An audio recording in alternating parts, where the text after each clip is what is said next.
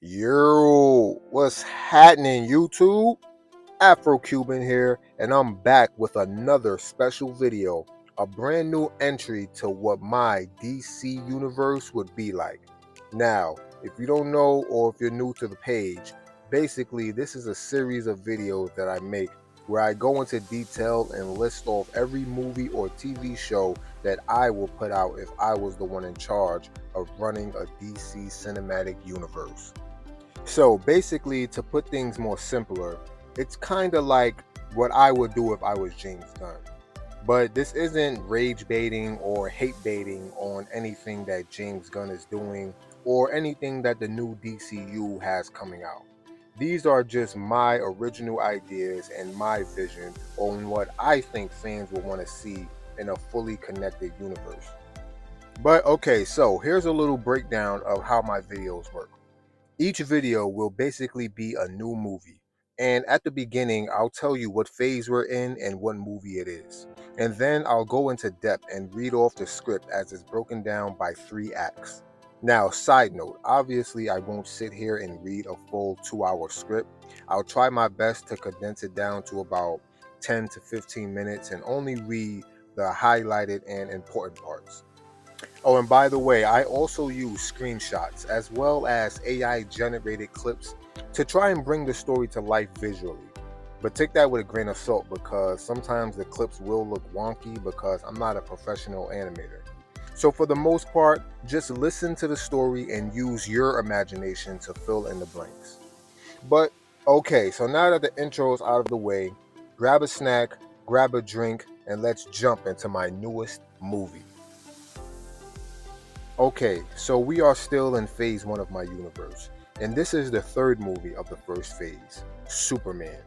Now, in this movie, we get introduced to a young adult Clark Kent as he is coming into his own as a vigilante. Clark, at this point in his life, is already aware that he has superpowers and that he's different from everyone else, but he doesn't know the full extent of his heritage yet. Basically, he doesn't know that he's an alien, and an encounter with a superpowered villain forces him to learn more about himself and finally become the hero that we all know and love, Superman. Okay, so Act 1. We start off by seeing a young adult Clark Kent. He's not yet Superman, he's just a young intern working at the Daily Planet. And like I stated earlier, he's aware that he has superpowers but doesn't know how or why. He just knows that he's different. And during most days while he's at work, he uses his superpowers to stop crimes in Metropolis. He wears a hoodie and uses his super speed so that he's not identified. And sometimes Clark will get cocky and careless and cause major property damage and severe injuries to criminals. For instance, we will see a scene where a car full of bank robbers are on a high speed chase with the police, and Clark uses his super speed and comes over and flips the car over, causing it to tumble into other cars as well as knocking over a bunch of street lights and power lines. And then we will also get a scene where one day when Clark is at work, he sees Lois Lane walk in. Now, he's had a crush on Lois for some weeks, but he hasn't had the courage to actually talk to her. She doesn't even know that he exists. He's just a lowly intern and she's a popular news reporter. But on this particular day, Lois introduces her coworkers to her new boyfriend and tells everyone that she's getting engaged. So this throws Clark off and upsets him. So when he hears about a local supermarket being robbed, he super speeds over and he bursts through the wall, destroying half of the store. And then he punches the criminal, sending him flying almost 100 feet in the air. Now, Clark accidentally ends up paralyzing this criminal as well as all of the property damage to the building. So now Clark feels massive guilt and regret. And the Daily Planet also puts out an article about the vigilante, calling him violent and destructive. So Clark realizes that he's doing more harm than good. So he gives up being a hero and just wants to focus on working at the Daily Planet. Okay, so now we get into Act 2. Okay, so this is where we will finally get introduced to the villain of the movie, Lobo. Now, Lobo is a galactic mercenary and bounty hunter. And when we get introduced to Lobo, he's on a different planet, getting drunk and beating people up at a bar. But that's when a boom tube opens up behind him. Now, for those who don't know what a boom tube is, I'll go into detail in another video, but for now, let's just say it's kind of like a portal that opens up so that the user can travel between worlds much faster and easier. So, this boom tube appears behind Lobo, and a shadowy figure steps out. Now, we can't see this person's face because he's wearing a hooded robe and he's in the shadows. He steps out of the boom tube and approaches Lobo, and then we hear this mysterious person speak to Lobo. He says, "Bounty hunter, your debt has yet to be paid, and he requires another task from you." Lobo then replies, "Does he now? And what does the big guy require from me this time?" The mysterious man answers, "Our sources inform us that there is a KRYTONIAN secretly living on the planet Earth. You are to dispose of him immediately." Lobo then says, "You gotta be shitting me, a KRYPTONIAN? I thought those bastards were extinct. Alright, consider it done. But you should know that if there is a KRYPTONIAN on Earth, that means he's within distance of a yellow sun, which also means he's going to be more trouble than he's worth.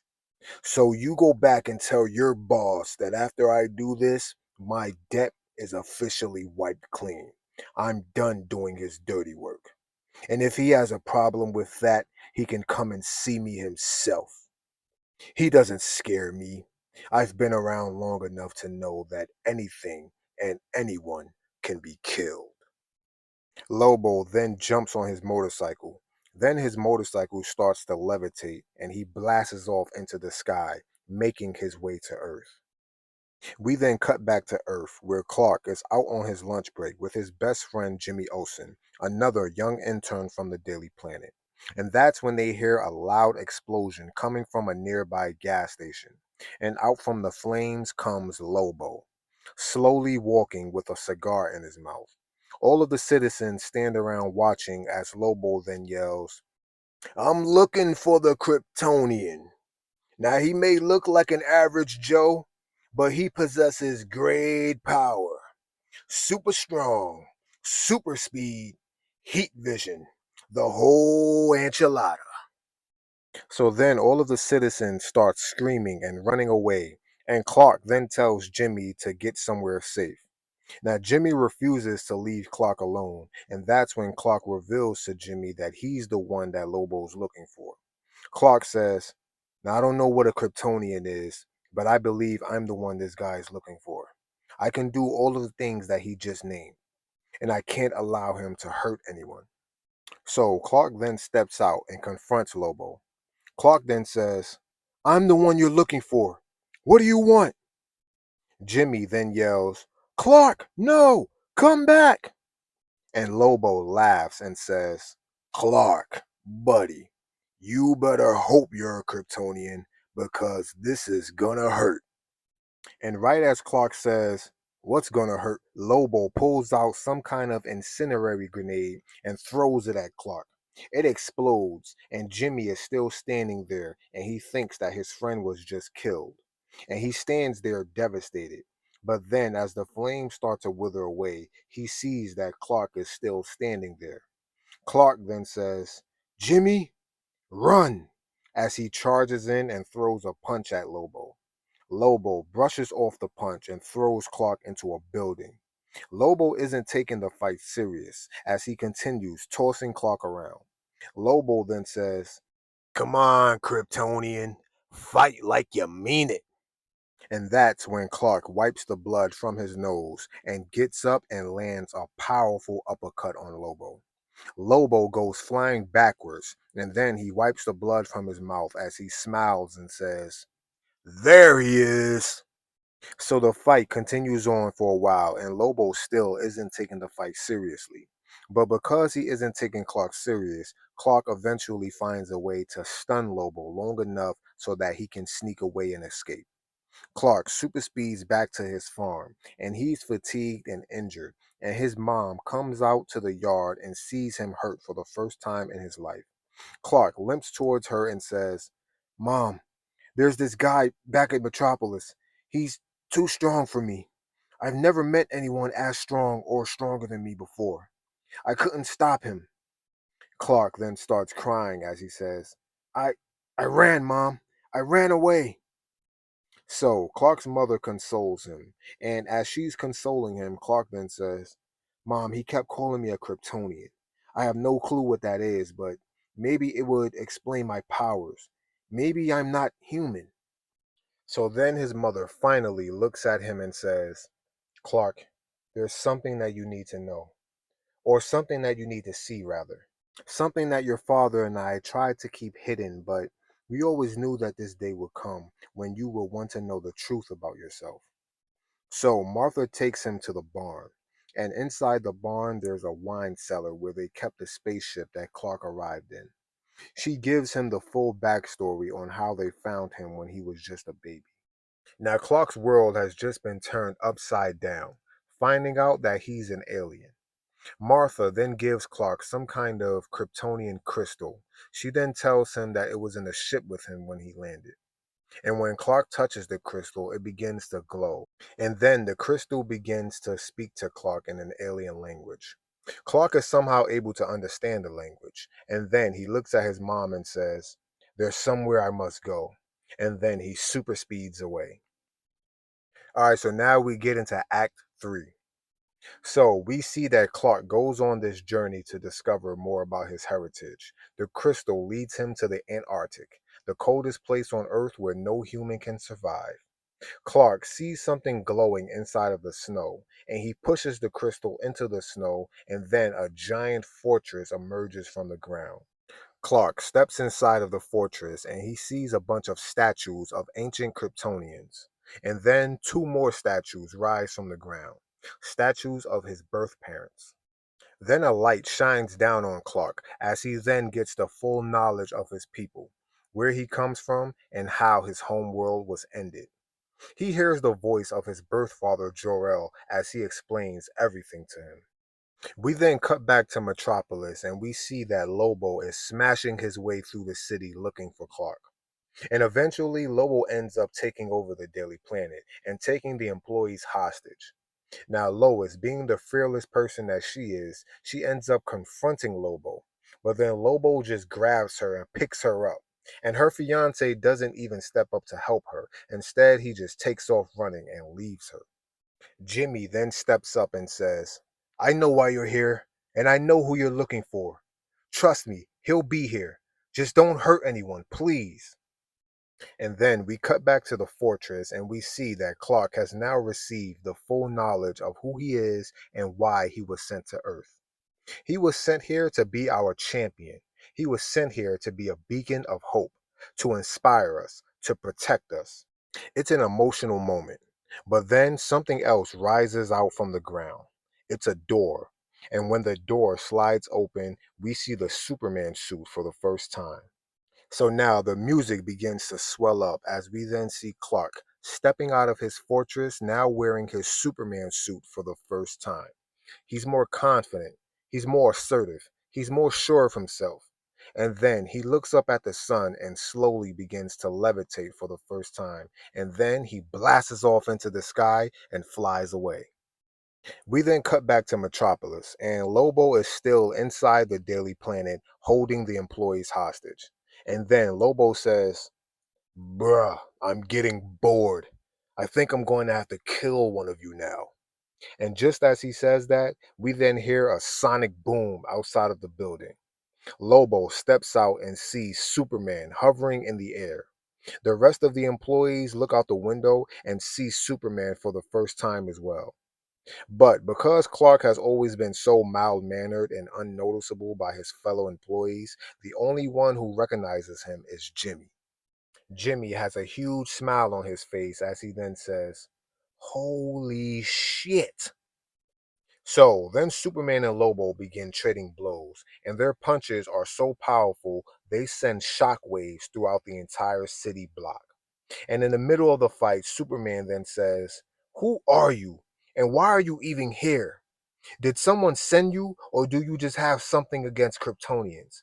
Why did you come here looking specifically for me? Lobo then says, "The name's Lobo, the main man, and someone hired me to take you out. I don't ask questions, I just get the job done. But if they hired me, that means they really want you dead." Superman then says, "Who? Who hired you?" Lobo then says, "Bruh, you're literally about to be killed. Does it even really matter?" Lobo then starts laughing as he charges back at Superman and they continue their fight. But over time, Superman proves to be too much for Lobo to handle, and the fight comes to a stalemate as Lobo willingly stops the fight and declares Superman the winner. Now, the damage from their fight has left half of the city in ruin, and the debris from one of the destroyed buildings is about to fall on a family. So, Superman rushes over and catches it, stopping it from landing on the mother and father. But the little daughter is still in danger as more of the debris is about to fall on her. Superman can't get there in time, and the rubble drops on the little girl. Everyone is devastated because they think the little girl was just killed. But that's when we see the rubble start to move, and we see that Lobo saved the little girl. He shielded the little girl from the falling debris and saved her life. So, Superman has now come to understand that Lobo isn't all evil. And that's when Lobo finally agrees to leave Earth and Superman alone. Lobo calls his bike as he prepares to leave. But that's when things start to get interesting. A boom tube opens up, and that's when we see the mysterious person in the hooded robe walk through it. But this time, he's not alone. A large brute holding an axe also comes through the boom tube. We still don't see their faces because their bodies are silhouetted. And that's when you hear the hooded man say, "You failed him." Lobo then chuckles and says, "Well, the Kryptonian was tougher than I thought. I guess you're gonna have to find someone else to do your dirty work." And then the hooded man says, "You've been warned, bounty hunter. Failure is unacceptable." Lobo then chuckles and says, "Well, what are you gonna do to me? I'm literally immortal, buddy." And that's when the mysterious man says, "You said it yourself. Anything can be killed." And that's when the large brute steps out from the shadows as his axe begins to glow a flaming red aura, as he then swings it, cutting Lobo's stomach open. Superman then rushes over to help Lobo, but then the two mysterious men walk back inside of the boom tube just as it closes. Superman is trying to help Lobo, and Lobo laughs and says, "Ah, this is nothing. I've been through worse." And just as he says that, Lobo then starts to disintegrate. Lobo's entire body turns into ash as Superman is kneeling down trying to help him up. So it's pretty much a somber ending. But afterwards, Superman then flies over to make sure all of the employees at the Daily Planet are safe. Superman asks everyone if they are okay. And then he locks eyes with Lois Lane and smiles and asks her if she's okay. Lois starts blushing as she shakes her head yes. Superman then looks over at Jimmy and smiles and nods his head. Jimmy smiles back and gives him a thumbs up. Jimmy is the only one who knows Clark is Superman.